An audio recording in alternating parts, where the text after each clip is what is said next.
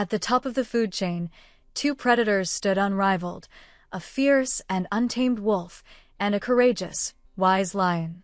But then came a curious question, a riddle that defied logic. What if the wolf and lion married and had a child? What kind of creature would that be?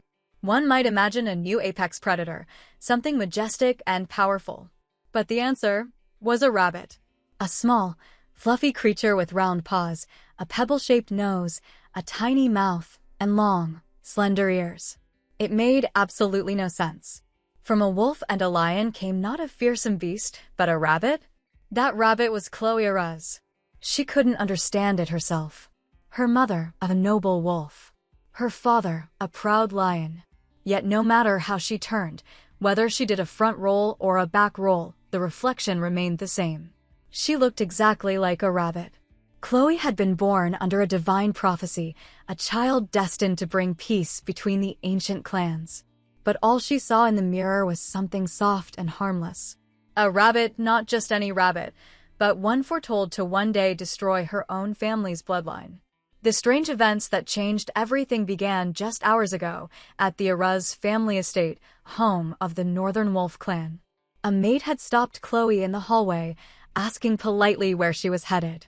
Chloe replied that she was going to visit her mother. The maid smiled, commenting on how adorable Chloe looked. Her presence always felt healing, like spring sunlight after a long winter. It was hard to believe someone so gentle-looking could ever awaken as a wolf or a lion. Another maid agreed, saying she was excited to see what Chloe would become after her awakening. They all believed she would be magnificent. Chloe Araz, daughter of nobility, the child born from a political marriage between the lion and wolf clans, carried the expectations of an entire continent. She lived in a world ruled by beastskin. Long ago, the one true God who created all life granted 4 ancient beastskin families divine powers, allowing them to govern the 4 regions of the continent. The eagle of the east, Grievous, who could see the future. The serpent of the west, Demo, who was immortal. The lion of the south, Lander, who wielded the power of mana. And the wolf of the north, Araz, known for regeneration and unmatched combat ability. For a time, the continent lived in harmony under their rule.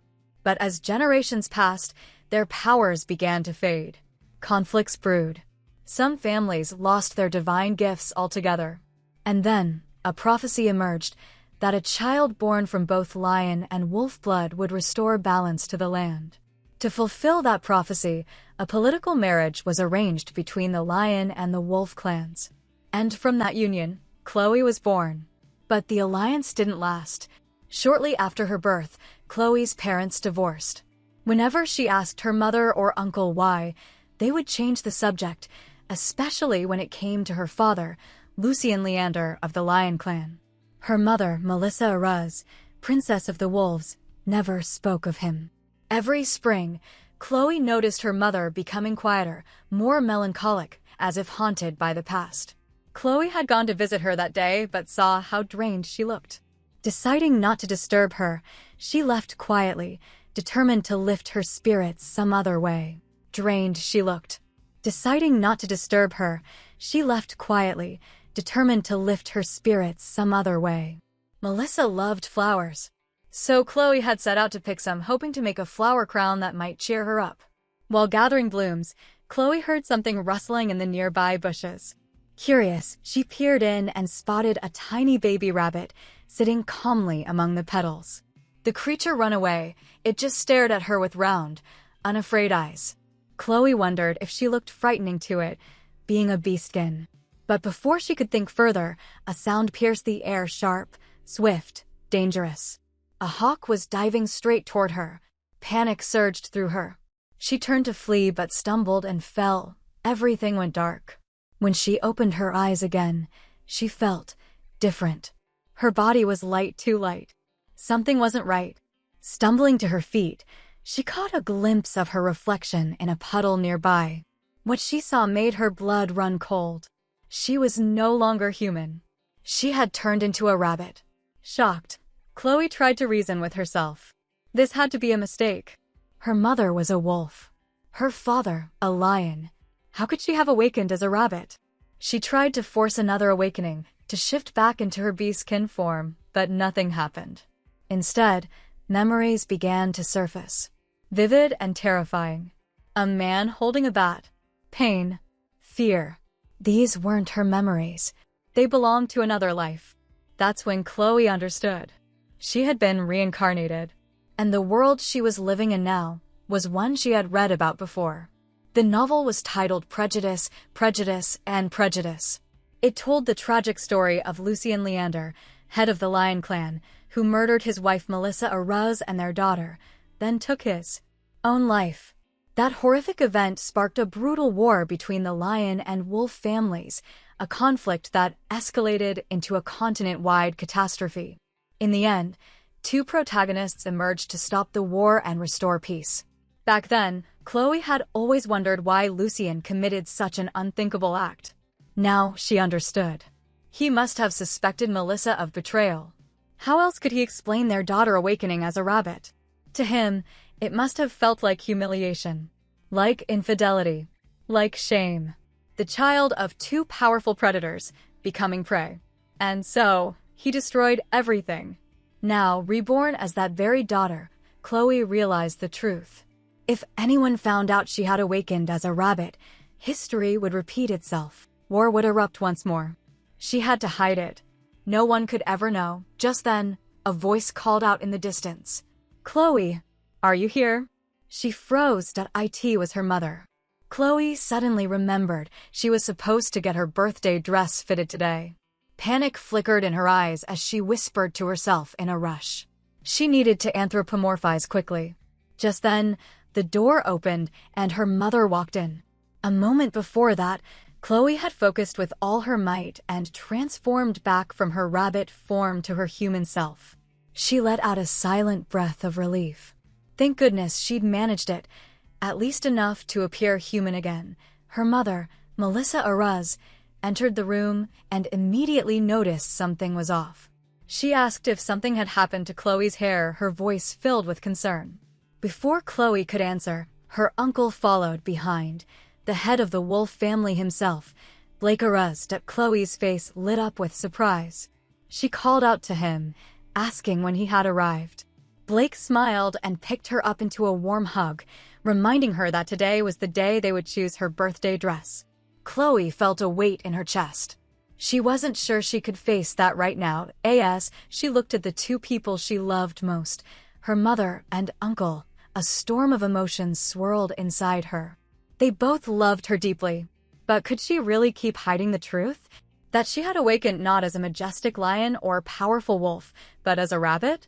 She had barely managed to transform this time. And even then, she still didn't understand how it all worked. But maybe, just maybe, even if she confessed, they would still love her. Tears began to fill her eyes. Blake immediately noticed and asked why she was crying. Was she hurt? Chloe took a deep breath and made up her mind she would tell them the truth. She would explain everything. Maybe this was the moment she could finally stop the war before it began. But before she could speak, her uncle laughed and told Melissa that Chloe must simply be hungry.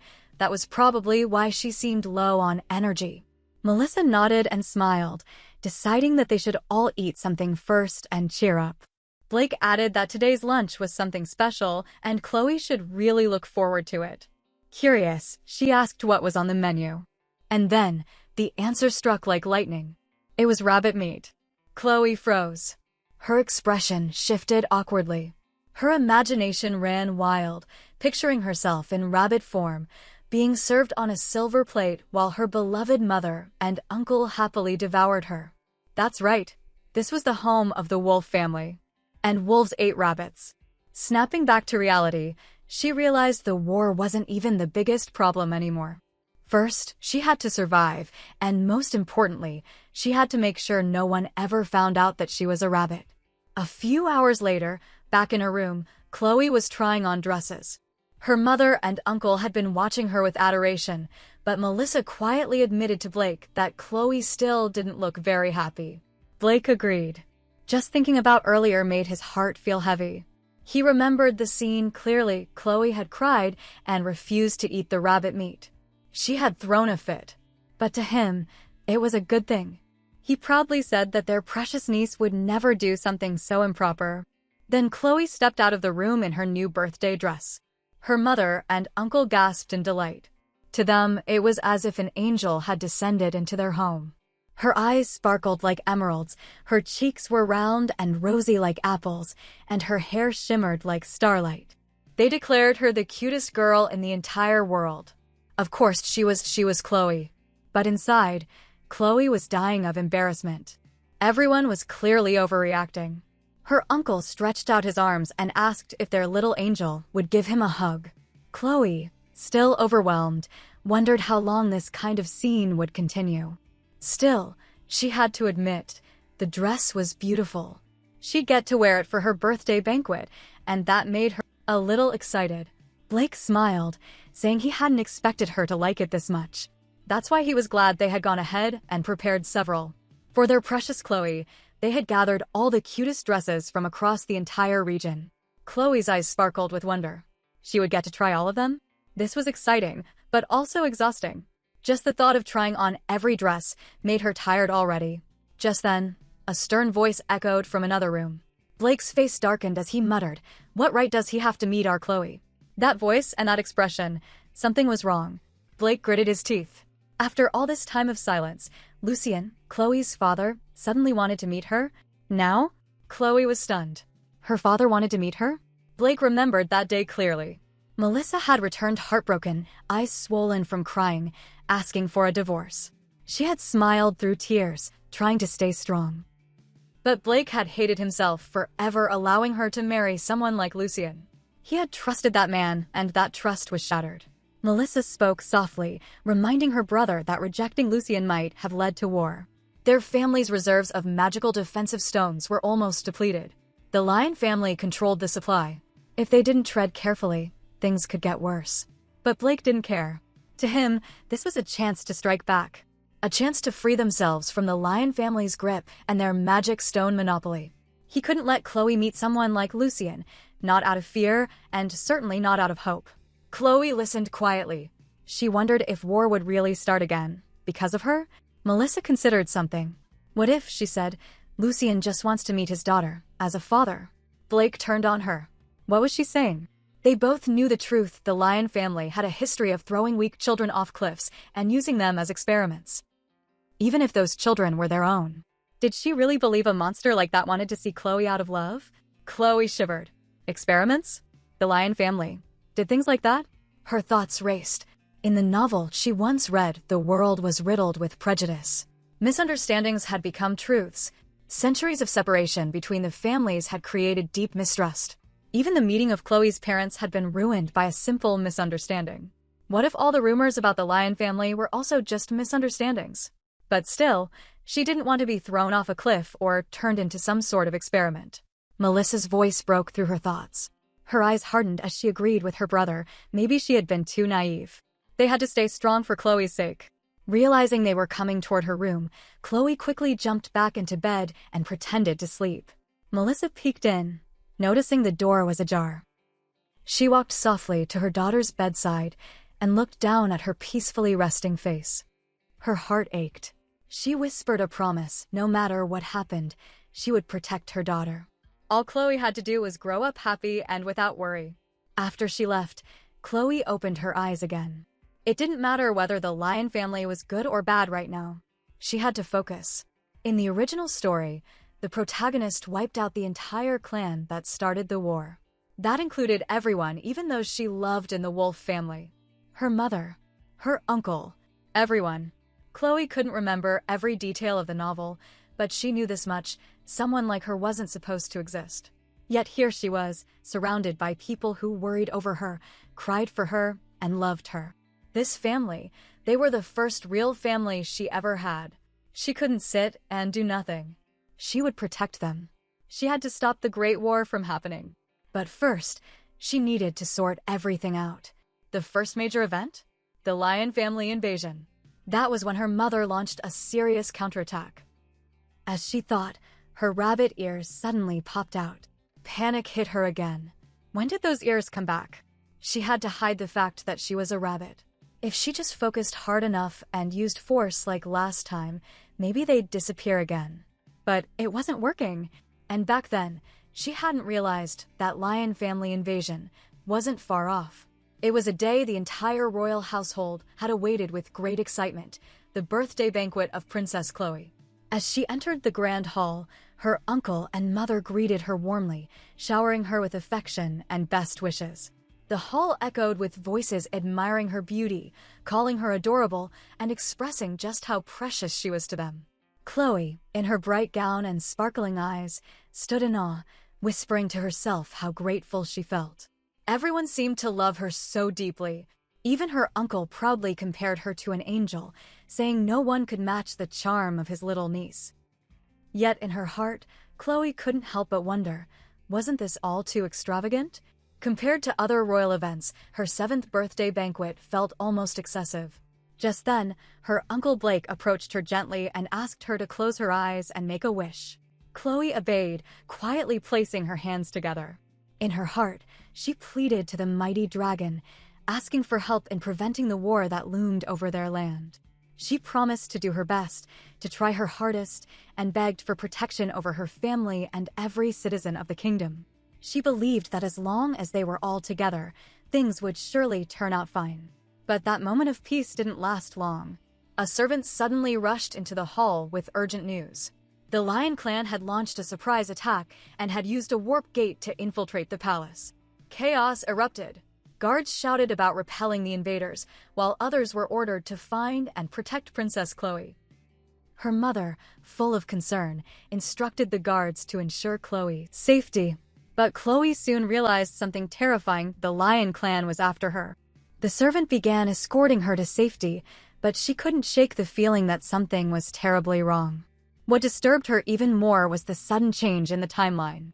In the original story, one she remembered from a past life, the Lion Clan's attack wasn't supposed to happen until she turned 10.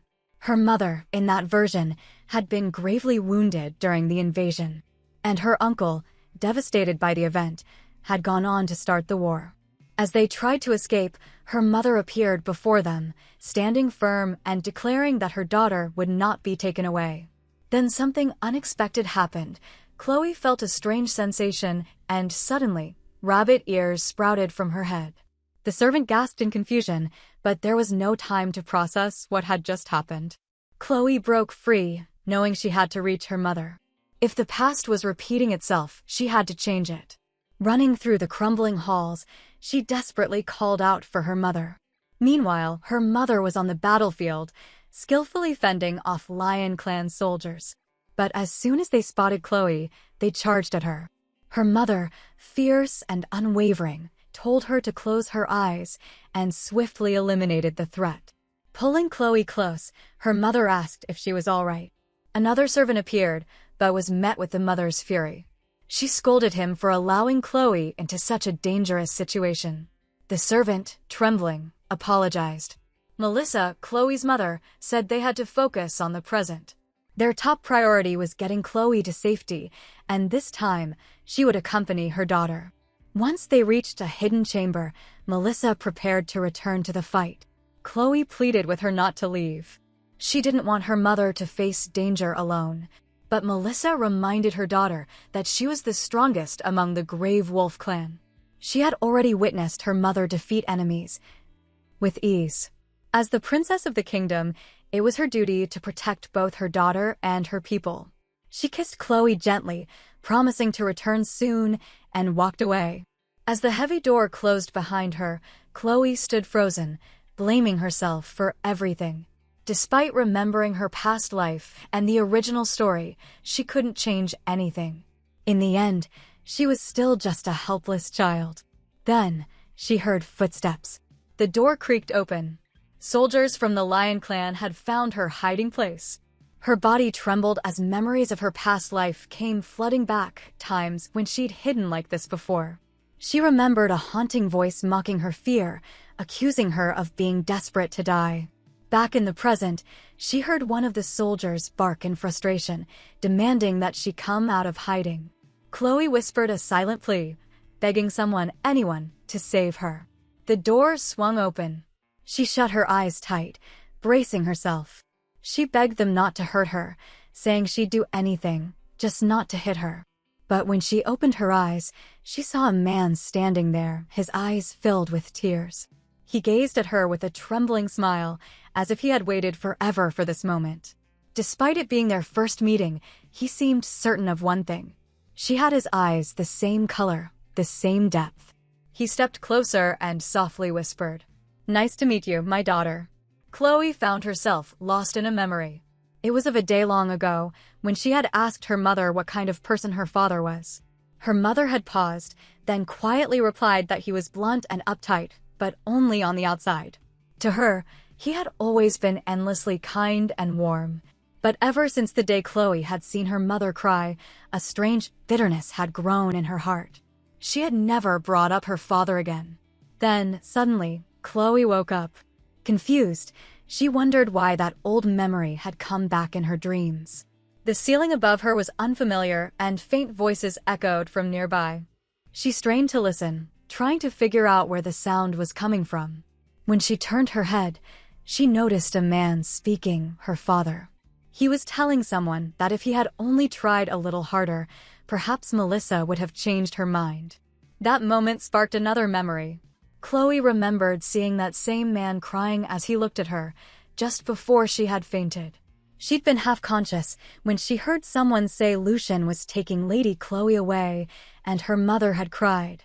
That was the moment she realized she had been kidnapped by the Lion family. Now, stuck in their home, she wondered what she should do. Even if no one wanted to believe it, it was clear someone thought she had been abused. As she listened further, she overheard her father and the others discussing something about the Wolf family. They talked about how a child, one who was given rotten food and thrown to wild beasts, was used in cruel experiments. Chloe froze. Were they really saying such a place existed? A place where children were abused? They were saying how Chloe being locked in a wardrobe once. Chloe thinking, could they be talking about her? Did they believe she had been abused by her mother and uncle? The conversation grew more personal. One of them said that Melissa despised her own daughter more than anyone else. Chloe's heart pounded. How could they say such things about her mother? Frustrated, she finally burst out, shouting that her mom wasn't that kind of person. But the moment she did, regret filled her. What had she just done? She quickly pretended to be sleep-talking, hoping no one would notice. But soon, her father entered the room. He gently asked if his daughter was awake and if she was feeling all right. That voice, it was so familiar. Chloe realized she had heard it before, in her mother's wedding portrait. This man, he had to be her father, Lucian Leander. And the other man beside him? He could only be Ian Leander, the cruel head of the Lion clan and king of the vast kingdom. In the original novel, he was the one who murdered her uncle. Chloe knew this place was dangerous.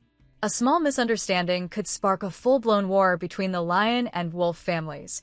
She needed to clear things up fast. Trying to sound calm, she told them she had overheard their conversation and believed there was a misunderstanding. Her voice was firm as she insisted that her mother and uncle had never abused her. They loved her, and she loved them back.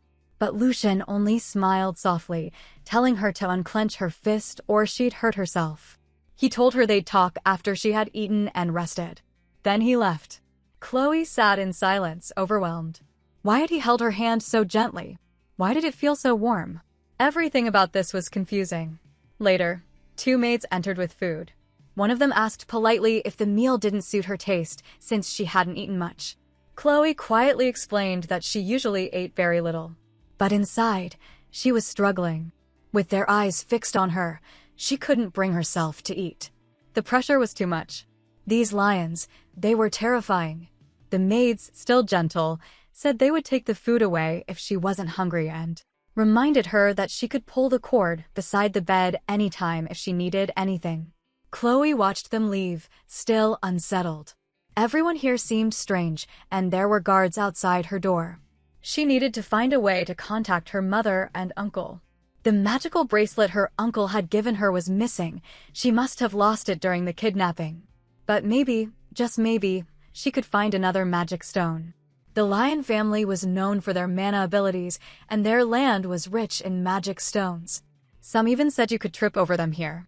If that were true, Then surely she could find one. Determined, she began searching the room.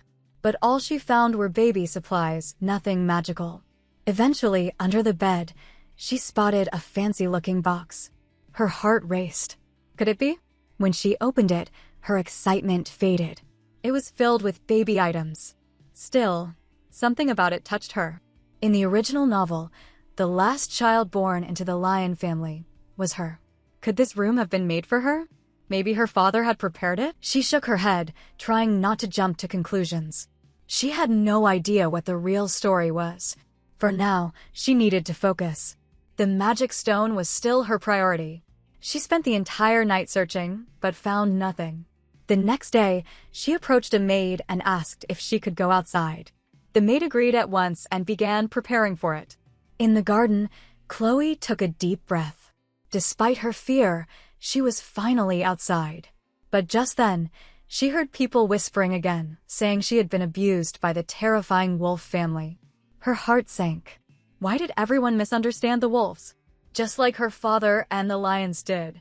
She couldn't stay silent any longer. She stepped forward and insisted that the story was wrong, that she could explain everything.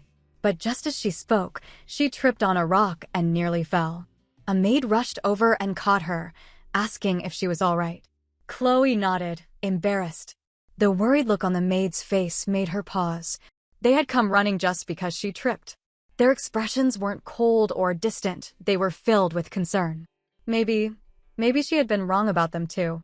Just like the lions misunderstood the wolves, maybe the wolves misunderstood the lions as well. Feeling brave, Chloe told the maids she wanted to see the tall tower nearby. It looked interesting. They agreed to take her. From the top of the tower, she could see the entire lion territory. It was breathtaking, so different from the wolflands, yet beautiful in its own way. This was the place where they made magic stones, she remembered one maid saying earlier. It was protected by barrier magic and guarded with powerful weapons. No enemy could easily break in. But Chloe's heart dropped. If the place was so secure, even if she managed to contact her mom and uncle, how would they reach her? She began to wonder if there was any weak spot in the defenses. Maybe a way she could sneak out, or at least send a message. Then, one of the maids gently took her hand and reassured her that no more harm would come to her. The guards agreed, pledging their lives to protect her. They believed the wolves would never be able to invade. Chloe thought to herself, was she really that scared looking? If they kept misunderstanding everything like this, it would be impossible to reunite with her mother and uncle. She took a deep breath and declared to them that nothing bad had happened to her in the wolf family. She had been loved and cherished there. But no one believed her. They thought she was pretending to be strong so they wouldn't worry. She felt helpless. No one was listening. All she wanted was for someone to believe her. Someone, anyone, to hear the truth. The air was still when the accident happened. The old railing behind Chloe suddenly gave way, and before she could react, she found herself falling from the tower. The maids nearby screamed her name, rushing toward her, hands outstretched, but it was too late. Chloe's heart raced as the world spun beneath her. She thought to herself in disbelief, no, this can't be happening. I'm still. I don't want to die. Just when everything seemed lost, strong arms caught her midair. Time seemed to stop. Was she alive? As she tried to gather her thoughts, a voice rang out, stern and furious. It was Lucian. He stood tall, holding her securely, demanding to know why his daughter had been allowed to fall from the tower. The maids and guards immediately bowed their heads, apologizing profusely. Lucian reminded them, in a voice laced with cold anger, that he had emphasized many times how Chloe's safety was their highest priority. The guards admitted their mistake, saying they had placed too much trust in the protective magic that was supposed to be installed on the outer walls. Chloe suddenly remembered the magic. She noticed the railing, now suspended midair, floating due to the enchantment. She realized she had to speak up. It wasn't the staff's fault.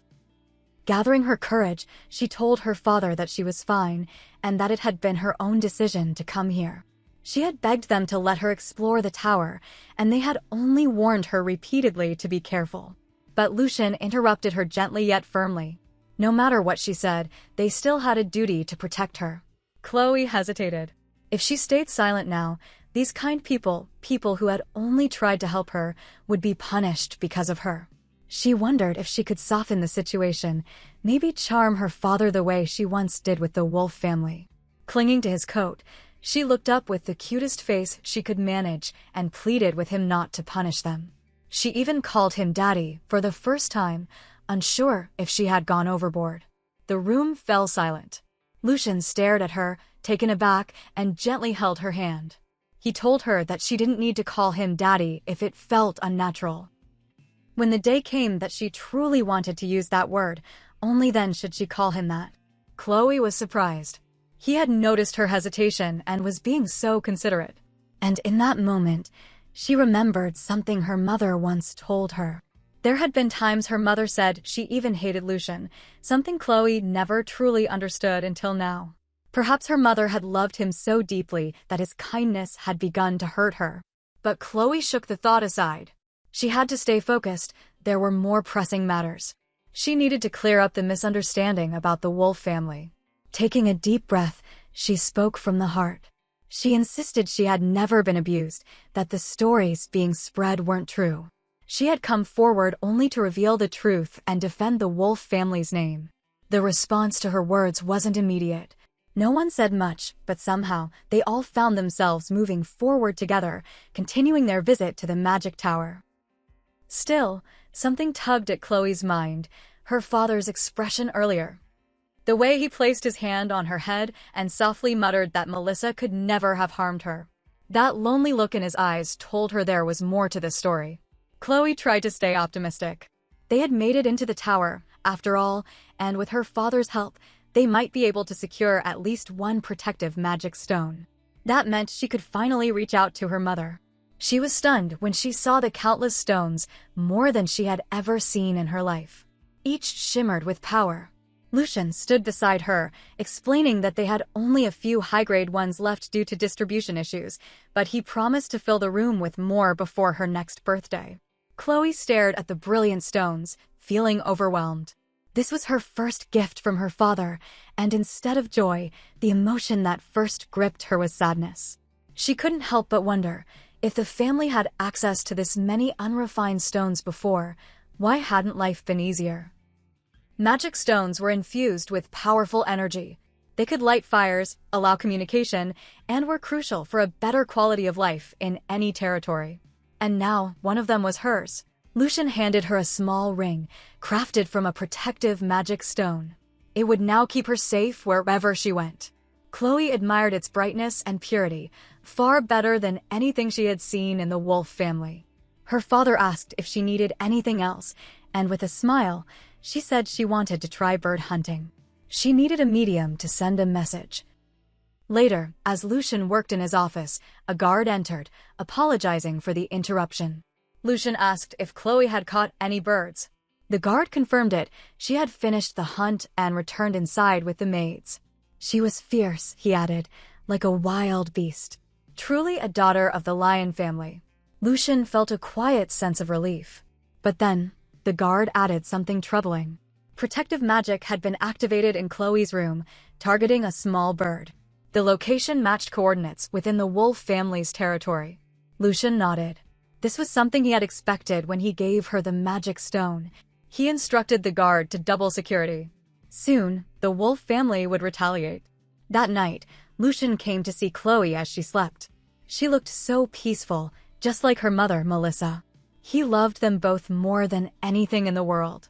But as he noticed the old ring from Chloe's, his expression darkened. Melissa had claimed to love their daughter, yet this cheap trinket was all she had given her? Lucian's thoughts turned bitter.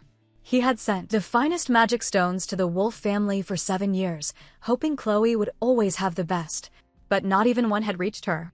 How much had Melissa manipulated their child to make her believe she had never been mistreated? He had told Chloe that he understood her desire to defend the wolves, but deep down he couldn't forgive them. Those who dared to mistreat his daughter would pay for what they had done.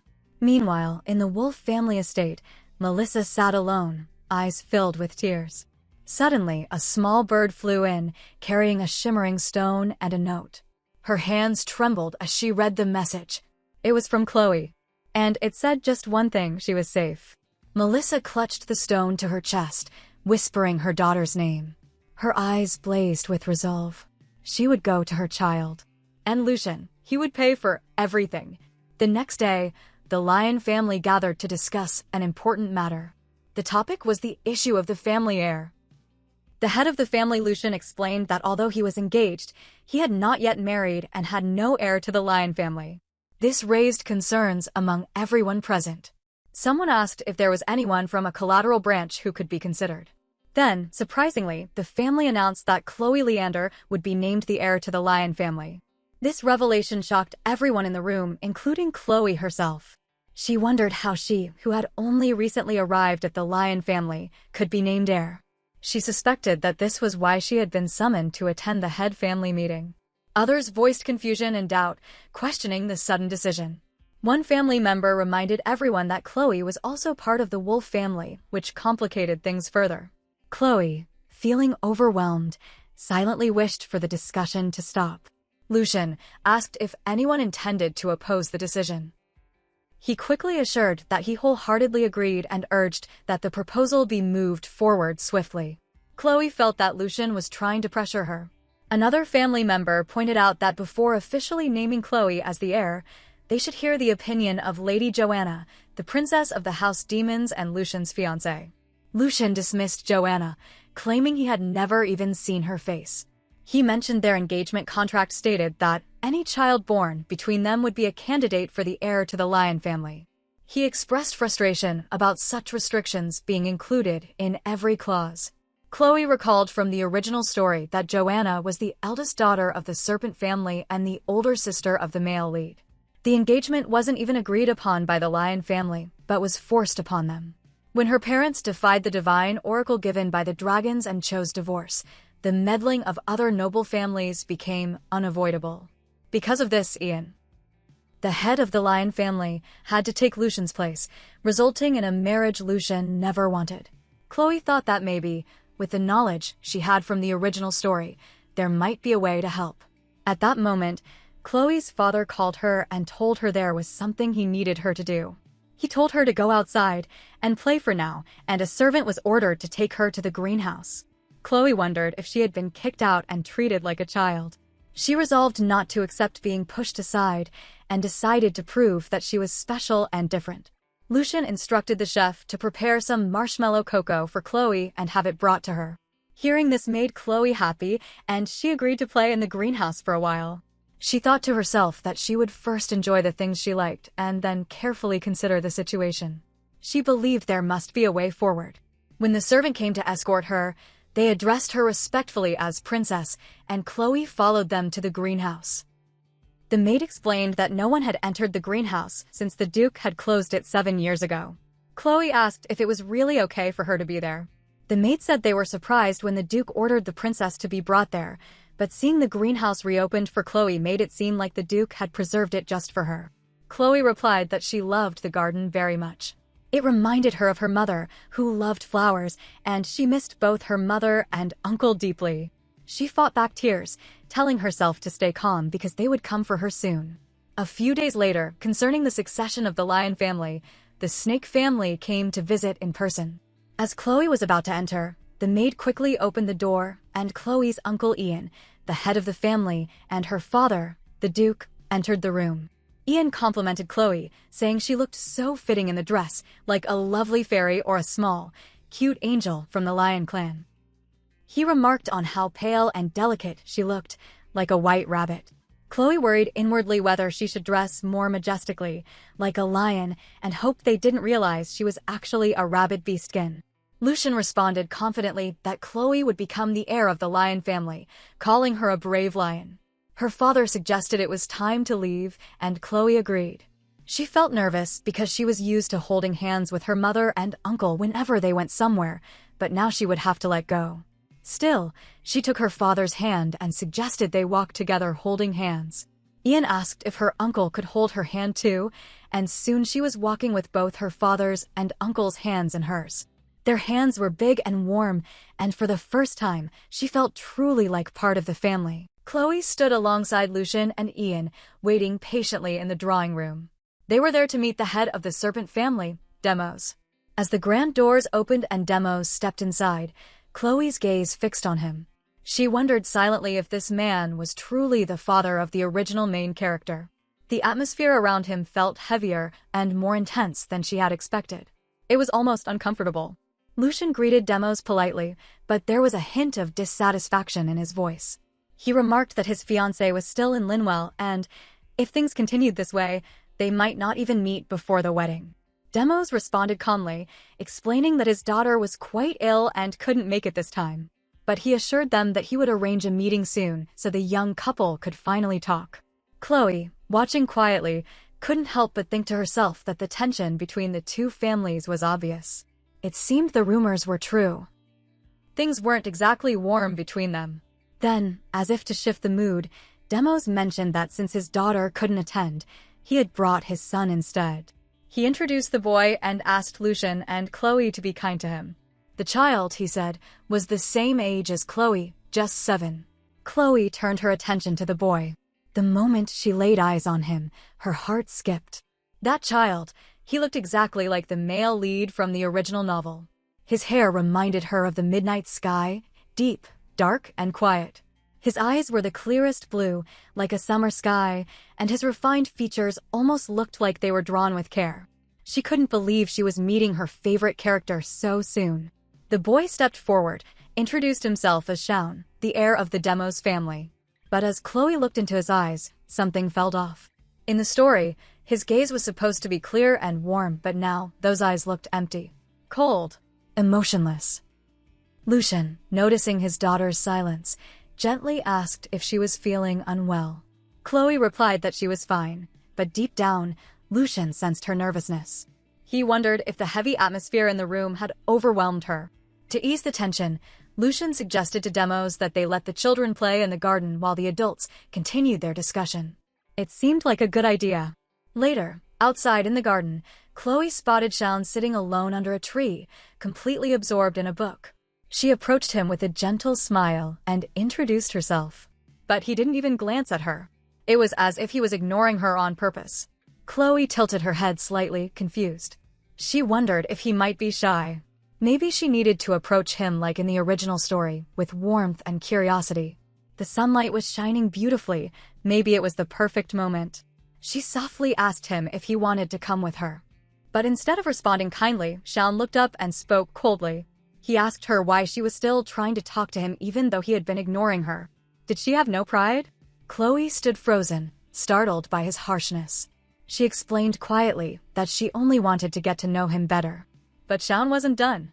He accused her of pretending to be nice just to please both sides, her father and his. He claimed he had seen how she behaved earlier, trying hard to win her father's affection. To him, it was pathetic. Chloe's eyes widened. He thought she was pathetic? Something in her snapped.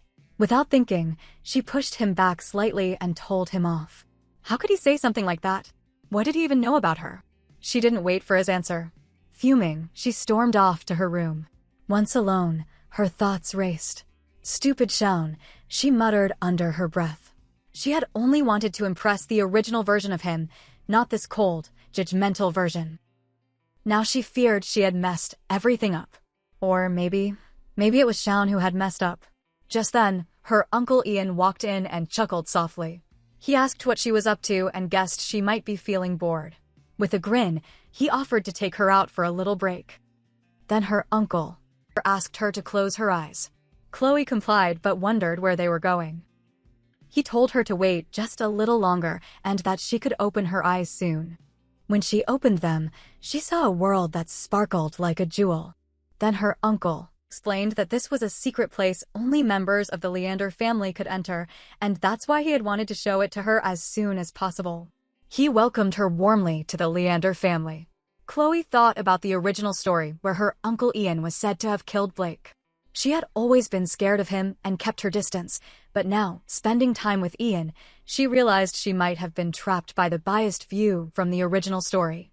Back in her room, Chloe practiced with a sword, although it wasn't a proper sword shape yet.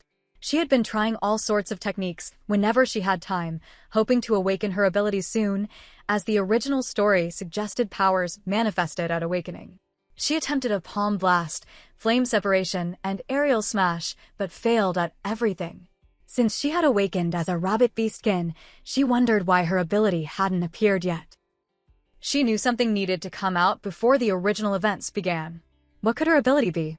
Just then, her father knocked and asked if he could come in. Chloe was running and told him to wait a moment. When he entered, he brought marshmallow cocoa, knowing it was her favorite. Suddenly, a power outage occurred. Guards hurried down to Chloe's room to check if she was all right. Lucian told the guards they were fine and instructed everyone to remain calm. Apparently, there was a problem with the magic stone powering the castle. The guards were ordered to search the castle for an intruder immediately. Lucian told his daughter he needed to inspect the area, but would return soon and told her to stay put and wait. Chloe thought that everyone was going to inspect the castle and felt certain that someone had infiltrated. Just then, someone appeared behind Lucian, moved to attack, but the Lucian defended himself skillfully. Lucian recognized the intruder as one of the skilled wolves sent to assassinate them, but knew he couldn't kill them in front of Chloe's room. The attacker taunted Lucian, saying they had expected this day to come and vowed to cut off his head every day from then on. At that moment, the intruder was Melissa just as Chloe entered, having heard a loud noise. Melissa immediately threw down her sword and rushed to embrace her daughter, anxiously asking if she was hurt. Chloe, overwhelmed, asked if it was really her mother and if this wasn't a dream. Melissa reassured her that it wasn't a dream and urged Chloe to return with her to the wolf family. Lucian stepped forward and placed his sword gently on Melissa's shoulder, insisting that Chloe was his daughter and could not be taken away at will. Melissa dismissed his claim as ridiculous and questioned who he was to interfere. Lucian admitted he might not have legal rights, but felt a strong duty to protect his daughter and ensure she grew up well. Melissa snapped at him to be quiet, reminding him that they were the ones who had abandoned Chloe at first. Lucian suggested they discuss Chloe's situation later, but Melissa insisted they talk now, hinting that he was the one at fault. Suddenly, Chloe began to cry, surprising everyone. Her mother gently asked why he was crying. Taking Chloe into his arms, Lucian apologized for frightening her and admitted they had been wrong. Chloe, confused, pointed out that they had been fighting, but Lucian explained it wasn't like that. It was simply that they hadn't seen each other in a while, and there had been misunderstandings. Melissa silently observed the scene, noting how naturally comforting Lucian was to Chloe.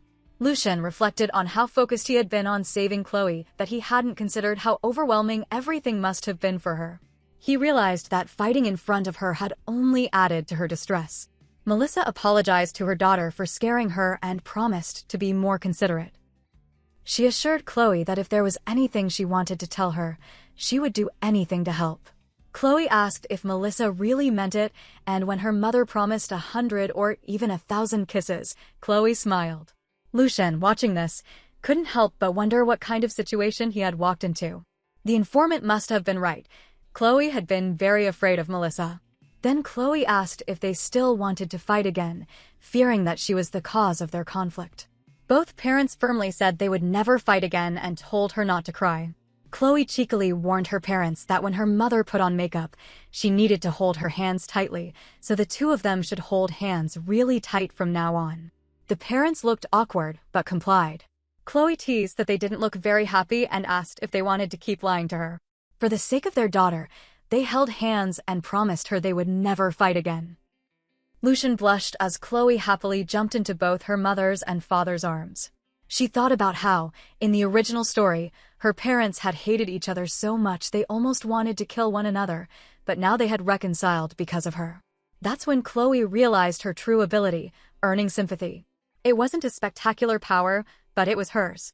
While she hadn't expected her parents to magically get along instantly, she was determined to fix their relationship and prevent the Great War that had happened in the original story.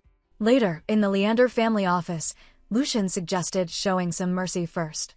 If Chloe stayed in the Lion House, they wouldn't pursue the recent invasion and war attempts. Blake was skeptical, questioning whether that made sense. Melissa asserted that Chloe was her daughter and no one could steal a daughter from her mother. She reminded them that Chloe had left her entire life in the wolf territory and questioned if they really cared about the child's happiness. Lucian retorted sharply, asking if Melissa really cared about Chloe's happiness when she had given her a cheap magic stone. Melissa admitted they hadn't been perfect, but she and her brother had done their best to care for Chloe. Lucian challenged her, saying that if they were truly the best, maybe it would be better to raise Chloe themselves. Blake lost patience and challenged Lucian to a duel instead of exchanging words. At that moment, Chloe entered the office quietly. Everyone fell silent, surprised by her sudden appearance. She walked up to her Uncle Blake and hugged him, saying how much she missed him. Ian, watching the scene, whispered to Lucian, wondering why Chloe wasn't afraid of them. Seeing the niece and uncle so happy together left them speechless. Chloe thought that moments like these were when she had to use her ability. She quietly wondered if staying here would make her a nuisance, but Ian reassured her, telling her to do whatever she felt was right and that she was free to be herself. She then went over to her mother and uncle, and Ian observed them, wondering why they suddenly seemed to get along so well. He felt that now they looked like the villains for bringing Chloe to the Lion family. A little while later, Lucian made it clear again that they would never send Chloe to anyone who used her as an excuse to get magic stones from the Lion house. Melissa stood up, shocked, denying that the Wolf family had ever received a single barrel of magic stones from the Lion house. Blake supported Melissa's claim, adding that the Lion family had pressured the Merchant Guild to stop selling magic stones to Wolf territory. Lucian was stunned and demanded to know where all the magic stones they had sent every year had gone. Chloe realized what she had suspected all along. If the Lion house wasn't deliberately tormenting the Wolf house, then someone else must be behind it. Ian and Lucian exchanged glances, refusing to believe the Wolf family had truly never received any magic stones. Thinking back on everything, Chloe felt a deep love for her mother and uncle, convinced that all she had seen and heard was the truth. Lucian stood by the tall windows of his study, the late afternoon light casting long shadows across the room. He instructed his servant to bring him the list of magic stones that had been sent to the Wolf family. He also requested the form that contained the Wolf family's own demands. Some time later, the servant returned with urgency in his steps. He bowed and informed Lucian that there had been a problem. Because the documents were of great importance, he had decided to follow Mason, the man assigned to deliver the magic stones. While following Mason had taken a strange, hidden passage. The servant found it suspicious and intervened. That's when Mason, upon noticing a night patrol gathering due to the commotion, suddenly took his own life on the spot. Lucian and Ian shocked to hear that. The servant calmly handed over the documents along with a magic stone scroll he had discovered in Mason's quarters. Ian examined the scroll and noted that the map pointed to coordinates outside the Wolf family's territory. The servant then reported that every servant even remotely connected to Mason had also taken their own lives. The servant assured them that Chloe and Melissa had been moved to a safe location, the ladies' room, a place protected by the strongest defensive magic in the castle. Lucian considered the situation and remarked that those who had committed suicide were likely the ones who had already been exposed. He suspected that others were still hiding within the castle. He ordered a full investigation and instructed his men to use any means necessary to uncover the hidden enemies. Ian, however, voiced his concern. The reports from their spies embedded in the Wolf family had been consistently inaccurate. He questioned whether they could still trust them. Lucian remained confident. The people who had defected to their side, he believed, had no reason to lie. It had to be this way. Elsewhere in the castle, Chloe was showing her mother and uncle around her room. Their eyes widened in surprise at the luxurious space she called her own. They had assumed she'd been mistreated, but the truth was clearly the opposite. Melissa stared at a beautifully carved box filled with baby items, each one brand new. Chloe, noticing her mother's astonishment, quietly wondered who had gone to such lengths to prepare all this when it hadn't been necessary during her last stay. Something about it didn't add up. Just then, a servant who had accompanied Melissa and Blake stepped forward. He reported that they had searched every location mentioned in the spy reports. The test subject and the lab mentioned in those reports simply didn't exist. Melissa, stunned, asked if they had checked even the most secure areas, including the main estate basement. The servant confirmed they had, even climbing the heavily guarded magic stone tower. Yet, they found no signs of abuse, no lab materials, nothing to support the accusations. Melissa, shaken, began to question everything she had believed. Had she truly misunderstood the Lion family all this time? Chloe watched her mother's expression and thought that perhaps she had finally realized the rumors about the Lion family were just that, rumors. If things continued like this, she believed, the misunderstanding between the two families would eventually fade. And so, she decided it was time to put her plan into motion. The next day, she excitedly pulled both of her uncles, Blake and Ian, along the corridor. Urging them to hurry, she told them they needed to go to the meeting room right away. The uncles, though a bit confused, followed her after hearing her promise that they wouldn't regret it. Inside the meeting room, Lucian and Melissa were already waiting.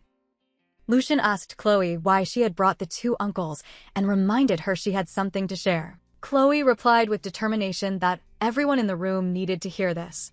She explained how watching the two families constantly fighting over her had been painful. To solve this, she had drafted a contract, something that would bring peace between them. She began to read. First, the Lion family would allow the Wolf family to freely trade magic stones. Second, Chloe would alternate living in each family's territory, 6 months at a time. If she became ill or missed someone dearly, she could visit without restriction. Third, when Chloe turned 18, she would choose which family she wanted to stay with, and everyone would respect her decision. Her heart was full of hope. She believed that by creating opportunities for both families to meet around her, their misunderstandings would naturally dissolve. But as she finished reading, she noticed an unexpected tension in the room. She began to worry, had her contract been too much? Her parents exchanged glances, moved by her sincerity. Melissa apologized, saying it was wrong of them to burden her with concerns that adults should handle. She promised to resolve things quickly and gently suggested Chloe return to her room. But Chloe refused. She said that the adults would start fighting again if she wasn't there, and she didn't want to see that anymore. Lucian broke the silence and declared that he would accept Chloe's proposal. He asked her to hand over the paper. After reviewing it, he suggested one additional condition: for Chloe's safety while staying in the Wolf territory, 3 Lion family members would accompany her as surveillance. Then he turned to Melissa, asking how the Wolf family would respond. Melissa agreed, but added that when Chloe stayed in the Lion territory, 3 Wolf family members would also accompany her. She insisted that she herself be one of them, leaving no room for negotiation. Later, as Blake prepared to say goodbye to Chloe, he reminded her to eat well and not be picky. If anything sad or difficult happened, he told her to contact him immediately. The Wolf Castle, he said, would be too quiet without her. He admitted that he would miss her deeply. Chloe, with a soft smile, asked if her uncle could visit once a month, even if she wasn't sick. If he ate too much, she said she would share her food with him. Blake chuckled and promised to visit her. Chloe nodded eagerly, promising she would. And with that, Blake returned to the Wolf territory, his heart heavy but hopeful. As the golden afternoon sun bathed the royal estate, Lucian gently looked at Chloe and suggested they head inside. He told her they'd see her uncle again soon, but for now, they should spend time together with her mother in the room. Chloe nodded quietly, though her mind was elsewhere. She knew her mother was staying with the Lion family, while her beloved Uncle Blake had to leave for the next 6 months. Still, she believed she could help her parents reconnect. If they stayed in the same space, their misunderstandings might naturally fade and their relationship could improve. It was a plan she had come up with just moments ago. But soon after, her hopes were tested. Lucian and Melissa were already arguing. Watching them, Chloe sighed in her heart. Her parents were seriously incompatible. Even a simple topic like a magic stone led to arguments. A few days passed. Lucian and Ian sat down to discuss something that had been bothering them. Lucian asked what Ian thought of Melissa and Chloe's relationship. Ian admitted that, based on his observations, their bond was stronger than any mother and daughter he had ever seen. Lucian, confused, noted that the informant had claimed Chloe was being abused in the Wolf King's territory. Yet what he'd seen with his own eyes was the complete opposite. That raised an alarming possibility.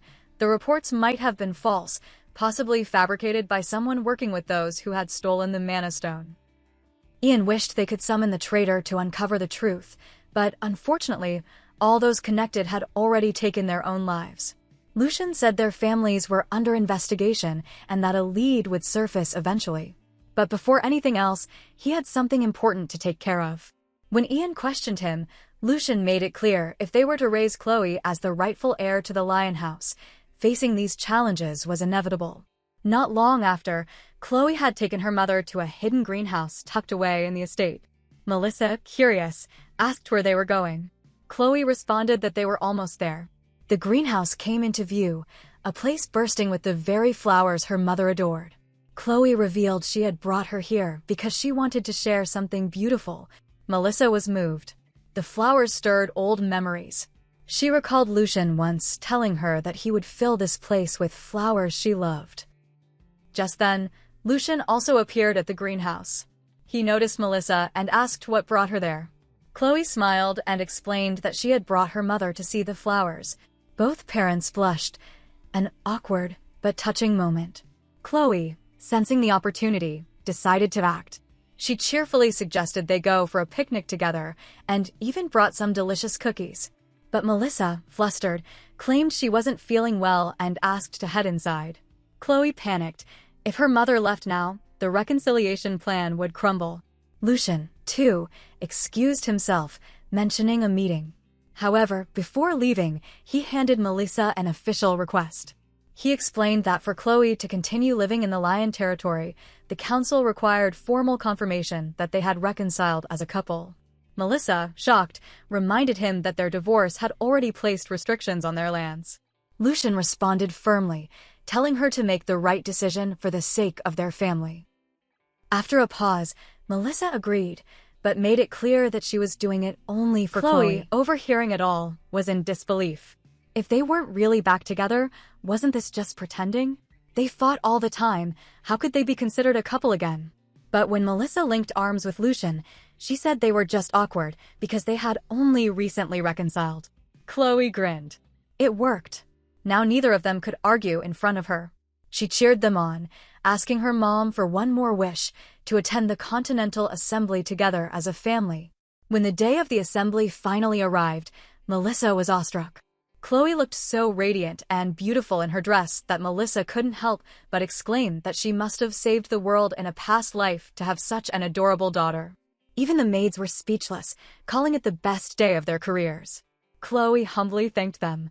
Lucian soon entered, asking if everyone was ready. As he reached for Melissa's hand out of habit, he quickly pulled away and apologized. Chloe chuckled and took both their hands herself. She smiled brightly and declared that, wearing matching outfits, they truly looked like a family. As they rode in the carriage, Chloe stared out of the window, wide-eyed with excitement.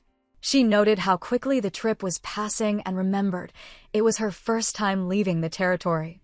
She asked how long the trip would take. Lucian explained that they would first use a long-distance teleportation mana stone located just outside the castle. From there, they'd arrive directly in the Eagle territory, home to the original heroine. Chloe was amazed. She had no idea such a thing existed and was thrilled that it would take just 10 minutes. Once they activated the teleportation stone, they arrived in the Eagle territory. But as soon as they landed, Chloe suddenly felt dizzy. Melissa rushed to her side, asking what was wrong. Chloe's heart raced. She feared the worst. Was she about to transform into a rabbit? If she changed now, everything they had worked toward might fall apart. As Melissa gently held Chloe in her arms, concern filled her voice. Just a moment ago, her daughter had been perfectly fine. Lucian, trying to ease her worry, explained that sometimes people experience dizziness after using such a powerful teleportation magic stone for the first time. Melissa asked if Chloe would feel this every time, but Lucian reassured her this was only because it was her first time. The discomfort would pass quickly, and she'd get used to it in no time. Chloe, listening quietly, felt the dizziness fading just as her father had said. She began to wonder if something else had changed, like her rabbit ears. She quickly checked and felt relief wash over her when she realized they were not there. Her mother asked if she was all right, and Chloe nodded, insisting she was fine. Still, Melissa couldn't help but check her again, making sure she felt no lingering dizziness. Meanwhile, Ian, who had been observing, quietly asked Lucian whether Chloe's symptoms were those that appeared in direct descendants of the Lion family. But Lucian firmly dismissed the idea. He reminded Ian not to get his hopes up. Chloe couldn't possibly be a direct descendant, because of reasons he left unspoken. Later, they arrived at the Grand Eagle Palace. Duke Lucian, Ian, Princess Melissa, and young Princess Chloe entered together, representing the House of Lion. The crowd whispered as they passed. Some recognized Chloe as the child mentioned in the prophecy. Others recalled rumors of abuse, but now, looking at her radiant and elegant appearance, many couldn't believe what they'd heard. Dressed more beautifully than ever, Chloe seemed anything but not mistreated. Inside, Chloe was awestruck. It was the first time she had seen so many people from different races gathered in one place. Among them, she noticed Lord Sunrider of the Grievous family. She remembered reading about him, the original heroine's father, who had lost an eye and injured his leg while saving his wife. In the story, he was known for his integrity, and now she was seeing him in real life. To Chloe, it felt surreal. As Melissa leaned down to speak to her, she told Chloe the meeting would begin soon and asked her to go outside and play. Lucian nodded in agreement, saying she had already been introduced and, as the heir of the Lion family, she needn't worry about what others thought. Chloe agreed and left the hall, thoughts swirling in her head. She remembered that in the original story, children weren't allowed to attend the main conference. But this worked in her favor. It was the perfect chance to get close to the children of other noble families. She recalled how the prophecy had once led the wolf and lion families to war, and how no one had stepped in to stop it. This time, she thought, things could be different. If she could build bonds now, maybe she could prevent history from repeating itself. Just then, a girl's voice called out to her. It was Diana, the daughter of the Grievous family, the original female lead of the story. Diana invited Chloe to play, and Chloe eagerly accepted. To her delight, Diana was just as kind as she'd imagined. Soon, more children joined them. Diana introduced Lily and Arya from the Eagle family, and Chloe introduced herself as a child of both the Wolf and Lion families. She suggested they become good friends, and the atmosphere quickly turned cheerful. The girls noticed Chloe's bracelet and admired how beautiful it was. Chloe explained that it had a long-distance teleportation spell embedded in it. She happily offered them each one as a memento of their first meeting, explaining that her father had given her many to share. The sparkling stones fascinated the others, who knew such magic items were expensive. Chloe, however, knew that small gifts were the best way to make new friends, and the Lion family's new product was also getting some unexpected attention. Diana, watching Chloe, was surprised. She had expected a gloomy, withdrawn girl after hearing the rumors, but the Chloe in front of her was bright and generous. Still, Diana hesitated slightly, and Chloe quickly noticed the change in her expression. Thinking Diana might not like the color of the bracelet, she offered to swap it for another. But Diana smiled and explained that it was so special she wanted to give it to her mother as a gift. Just then, a cold voice interrupted the moment. A boy approached, accusing Chloe of trying to win attention from the other children. When she turned to look, she recognized him. It was Shaun. She greeted him warmly and offered a pendant, saying it was for him. But Shaun harshly threw it aside, saying he didn't need such things. His words cut deep as he questioned why she kept pretending to be cheerful, insisting that no matter what, the fact she was abused wouldn't change. Chloe stood her ground, her voice trembling with frustration as she insisted that what Shaun kept accusing her of simply wasn't true. But Shaun wasn't ready to let it go. He challenged her, demanding to know why she kept lying. He accused her again, saying she was abused, and claimed that if no one else could see it, he could. Chloe's thoughts swirled with confusion. Something felt off. There was something deeply unsettling about the way Shaun fixated on the idea of abuse. That same distant, hollow expression she had seen in his eyes when they first met, she still couldn't shake it. She began to wonder, was she seeing a reflection of her own past in him? Then Shaun asked her directly, did she want his help? For a moment, Chloe's mind raced. Could it be that Shaun too had experienced an unhappy childhood? She had assumed, like many others, that as the male lead of the original novel, he must have grown up surrounded by love. But what if she had been wrong? What if her assumptions were nothing but her own bias? She cautiously asked him why he kept bringing up the topic of abuse. Shaun's answer came softly. He said she reminded him of people he couldn't protect. That was why, if she ever needed help, he would protect her. Chloe didn't know what to make of it. They had only met twice. She had once thought he hated her, but now his words were full of concern and kindness. His longing for affection was deeply moving, and Chloe wondered if there was more to his past, something the novel never revealed. Something painful. She reached out, grabbing the fabric of his shirt, and told him not to be ridiculous. If anyone needed help, it was him. She promised that she would do whatever it took to help him. Then she turned and walked away, leaving Shaun staring after her. Diana had been watching from a distance. She approached and asked what was going on between him and Chloe. It sounded like Chloe had been shouting. But Shaun simply said it was nothing. He looked down at the mana stone Chloe had given him, which he threw aside. His heart was conflicted. How could she say she would help him? Meanwhile, inside the meeting room, Duke Lucian was in the middle of a tense discussion. He explained that the Snake family had done everything possible to avoid breaking the engagement. They insisted that they would only accept an annulment if Lucian's side formally handed them a notice. Lucian, frustrated, declared that if the process was that important to them, he would deliver it personally. He ordered that a letter be prepared the moment they arrived. Then he turned to Melissa, saying that she would be going to the Demos family. Melissa was taken aback. She asked why she had to go. Lucian reminded her that Ian had been punished due to the broken engagement with the Snake family, an issue tied to their own previous divorce. Now that their relationship had been reconciled, it was important to clarify everything publicly. Melissa reluctantly agreed and then asked what they should do about Chloe. At that moment, Chloe entered the room with a troubled expression. She asked her mother what someone should do if they knew of a child being abused by their family. Was there a way to take that child away from such a situation? Melissa grew concerned and asked her why she was asking such a thing. Had something happened? Chloe brushed it off and said she was just curious. Ian stepped in and explained that normally, even if abuse was suspected, other families couldn't interfere. But there was one exception: the Demos family. They had committed grave offenses in the past, and as punishment, special laws applied to them. If there was proof of abuse or worse, the heir of the Demos family could be taken away and raised in isolation, away from their own family. Lucian interrupted before Ian could go into too much detail. He said that Chloe could learn about that kind of heavy history when she will grow older.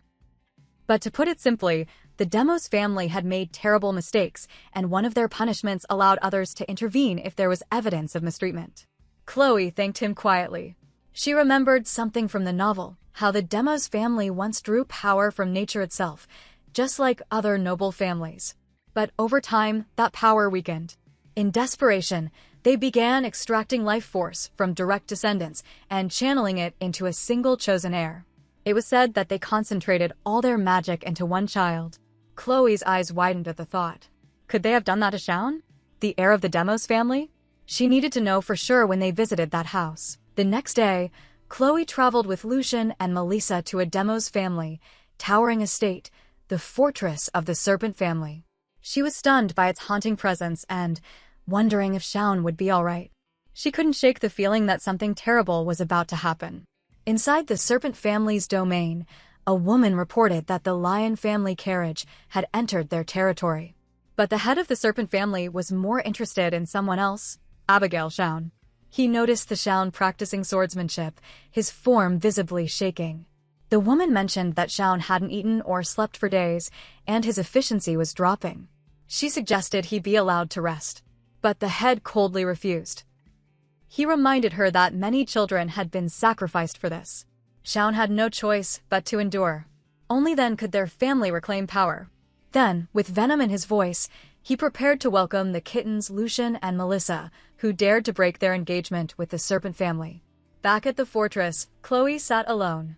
She wondered why she had come here at all if she couldn't even help Shaun. A while earlier, Melissa had gently told her that the adults needed to talk and asked her to play for a bit. But Chloe, now by herself, didn't know what to do. That's when a maid from the Lion family approached her, asking if she was bored and if they should play something. Chloe replied that she wasn't in the mood. But then, a thought struck her. The adults were occupied. This might be her best chance to investigate and find Shaun. So she told the maid they could play hide and seek. She would hide first, and the maid was to count to 500 before searching. As the maid started counting, Chloe quietly slipped away. She first went to Shaun's room, but found it empty. That left only one other place, The basement. In the original story, Shaun had always been obsessed with that basement. Gathering her courage, Chloe searched for the hidden mechanism.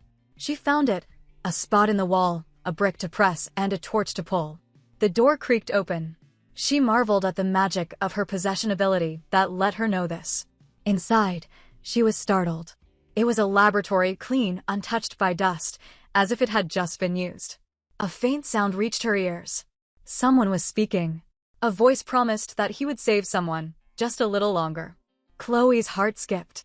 It was Shaun. Then she saw him. But there was more. There was another child there. Injured.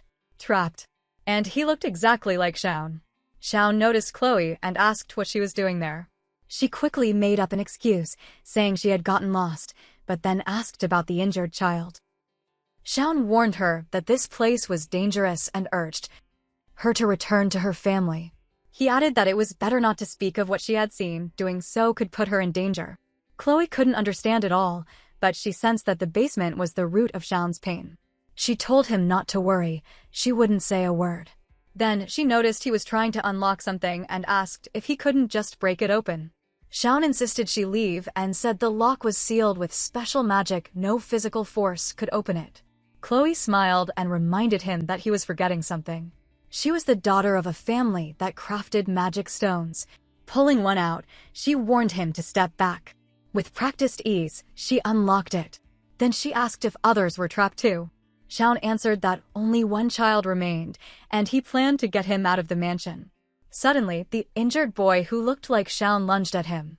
With no warning, he slapped Shaun, threw him to the ground, and began choking him. His eyes were wild with rage. He screamed that after all the suffering he had endured because of Shaun, there was no way Shaun could pretend to be his savior. If anyone deserved pain, it was Shaun. Chloe rushed forward, desperately trying to stop the boy. She shouted at him to take his hands off Shaun and demanded he stay away.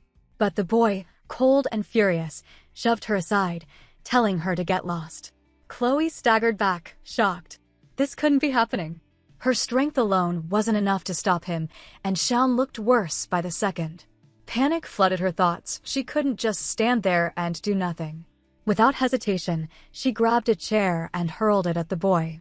Her voice trembled as she asked Shaun if he was okay and whether he was in pain. Ever since that strange object had wrapped around his neck, his condition had only worsened. But now, seeing it up close, Chloe noticed something. There was a magic stone embedded in whatever the boy had put on him. She urged Shaun to hold on, promising to find a way to remove it. Suddenly, the injured boy dragged Shaun into a strange experiment tube. He muttered something strange, how he had wished Shaun would come with him, but never imagined he'd crawl in willingly. Chloe shouted at him to stop, to open the door.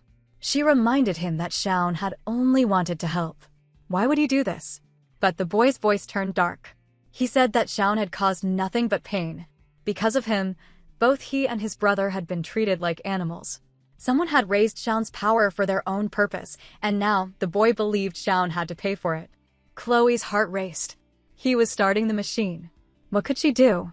Then it hit her, her magic stone. As she reached for it, the boy sneered, calling her efforts useless.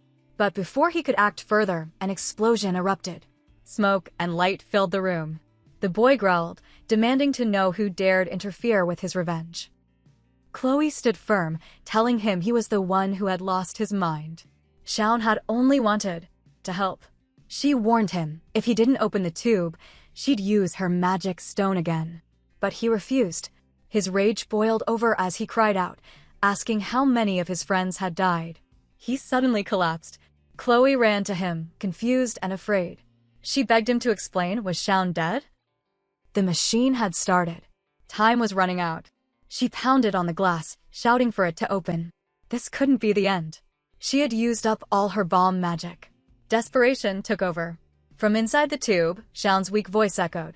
He told her to leave, that the place was too dangerous. He warned her that even bomb magic wouldn't be enough to break the encasement. He pleaded with her to stop the madness and run. But Chloe refused. She couldn't leave him behind. She had to find another way. Shaun, with fading strength, told her she had done enough. He didn't want her to carry guilt. He asked her to go back to her parents to stay safe. In that moment, a memory came rushing back. Chloe remembered the vow Shaun had once made, how he promised to protect her, no matter what. Now it was her turn. She vowed to protect Shaun. She had to get help. But the explosion had sealed off the exit. Panic returned. Was there no other way out? Then she saw it, a hole, just big enough to crawl through. She had no choice. Without hesitation, Chloe transformed into her beastkin form, a rabbit. Her body shimmered with light as she slipped through the opening. Inside the tube, Shaun caught a glimpse of that glow. A faint smile crossed his face as he realized Chloe was a rabbit beastin, and more importantly, that she had made it out safely. Meanwhile, in the castle, Lucian was scolding his maid. An hour had passed, and there was still no sign of Chloe. The maid apologized, her head low. The head of the Demos family tried to lighten the mood, saying that the princess was probably just playing hide and seek. But another voice, Melissa's, cut through the room coldly. She warned that if even a single scratch was found on Chloe, someone would pay dearly. The Demos patriarch nodded, assuring her they would do everything to find the princess. Yet behind that calm face, he was fuming, blaming her family for his own troubles. Despite the tense mood, the engagement annulment they had been discussing was put on hold. Finding the princess was now the top priority. Just then, a rabbit hopped into the hall.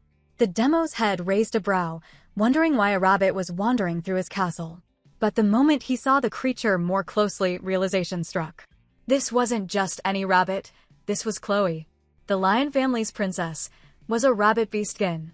Chloe quickly transformed back into her human form and ran straight to her mother, pleading for help. Melissa, shocked at Chloe's disheveled appearance, asked where she had been and why her clothes were like that. Chloe didn't waste time explaining. She told them Shaun was trapped in a lab beneath the castle. His mother immediately moved, using her magic to break open the sealed doors. As they entered the basement, everyone was overwhelmed by the heavy stench of blood. Chloe led them to the experiment tube where Shaun was trapped, urging his mother to stop the machine and rescue him. He needed medical attention right away. Chloe's heart ached. Shaun's condition was critical. She was about to run to his side, but just then, the head of the Demos family blocked her path. His voice was calm but threatening. He proposed a deal. He told Chloe to forget everything she had seen in the basement. In return, he would stay silent about her secret, about her being a rabbit beastkin. It was then that Chloe realized something chilling. He had seen her earlier, seen her transformation behind the curtain. She had been so desperate to save Shaun that she hadn't noticed. But now, the truth was clear. He had seen everything. Lucian could hear everything, and his voice thundered with disbelief. He couldn't believe what he was hearing, Lord Demos claiming that his daughter, Chloe, was a rabbit beastkin. It was absurd, and he made that very clear.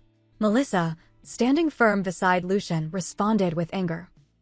She accused the Demos patriarch of making threats using Chloe's identity and asked if he truly thought he could get away with everything he had done. But the head of the Demos family remained calm, almost mocking. He remarked that Melissa was bold for someone who had supposedly tainted the divine prophecy. He understood why she couldn't speak openly in front of Lucian, but warned that she would be wise not to reject the offer he was presenting, because if she did, her entire family could face ruin. Lucian wasn't having it. He told Demos that if he continued spewing nonsense, Lucian would create a fresh scandal for the Continental Council to deal with. But Demos simply smiled and said he wasn't looking for a fight. Then, with disdain, he dismissed Lucian entirely, claiming that if legitimacy were to be judged, his own reputation would stand strong, unlike the mountain of hidden debts Lucian carried. The meeting ended there, with Lucian, Melissa, and their daughter walking away. As they left, the head of the Demos family watched with a smirk. In his mind, he believed they had made a decision they would regret. But he wasn't worried, he already had a plan B. Judging by Melissa's reaction, she hadn't known the truth about Chloe being a rabbit beastkin. That revelation wasn't his concern, though. To him, it was a blessing. He had discovered the weakness of the powerful wolf family, and now they were at his mercy. Things were about to get very interesting. Later, a doctor examined Shaun. His condition had been critical, and it was a miracle he survived. The doctor was amazed by the boy's resilience. Lucian, however, wasn't willing to let the matter go. He turned to Shaun's mother, and said firmly that they couldn't leave a child in the care of an abuser. At this, Shaun's father, the head of the Demos family, scoffed at the accusation. He reminded them that his family had already been cleared by the Continental Council. But Lucien fired back without hesitation. He told him that after everything they'd uncovered in that lab, he had no reason to listen to a single word. He accused Demos of being a child abuser and refused to acknowledge him as part of the council any longer. Suddenly, Shaun himself spoke up. He asked everyone to stop arguing. He said he had decided to stay. Chloe was shocked. She couldn't understand how Shaun could want to remain in a place that had harmed him so much. Shaun's father took the opportunity to defend his case. He pointed out that if Shaun had truly been abused, he wouldn't want to stay. He urged everyone to respect the boy's wishes and leave. But Chloe wouldn't accept that. She cried out that she had seen it with her own eyes, another child, who looked like Shaun, being tortured. She insisted that staying here wasn't safe. Her parents tried to hold her back, but she pushed forward. If Shaun wasn't going with them, then she wouldn't leave either. Melissa tried to reason with her daughter, but Chloe was firm. She said that she had made up her mind to protect Shaun, no matter what. Even while trapped in that chamber, Shaun had been worried about her. Now, it was her turn to protect him. She turned to Shaun and asked him again deep down, didn't he want to leave this place? Shaun's mother gently stepped in. She explained that what Shaun needed most right now was stability. She asked Chloe not to push him further. If there were concerns about his safety, someone trustworthy could be assigned to watch over him. Shaun's father was shocked by his wife's words, but she continued. Shaun needed to remain in serpent territory for proper treatment. The lion territory didn't have physicians experienced in healing serpent clans. Lucien finally spoke. He promised Chloe that a reliable knight would be assigned to stay with Shaun. He asked her to wait, just until the boy recovered. Chloe agreed, though her heart was heavy. And as she left the room, Shaun watched her, silently thinking that he still had something important left to do. She just needed to wait a little longer. That night, Melissa gently helped Chloe fall asleep. She had been treated for her injuries, but it was clear the emotional toll had drained her. She had cried herself weak.